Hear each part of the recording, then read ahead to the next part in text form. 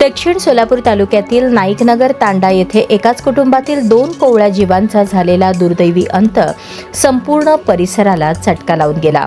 समर्थ मोहन चव्हाण वय 13 आणि ओंकार रमेश चव्हाण वय 12 हे दोघे चुलत भाऊ खेळत असताना गावाजवळील शेतातील तळ्यात बुडून मृत्युमुखी पडले.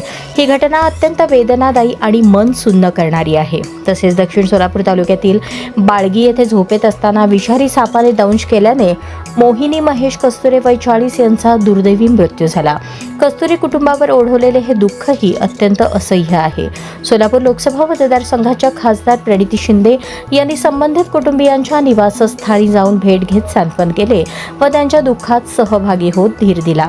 2 निष्पाप मुलांचे अकाली निधन आणि एका महिलेचा सर्पदंशाने झालेला मृत्यू दुर्दैवी घटना असून या असह्य दुःखातून सावरण्याची शक्ती चव्हाण व कस्तुरे कुटुंबियांना परमेश्वर देवो हीच ईश्वरचरणी प्रार्थना.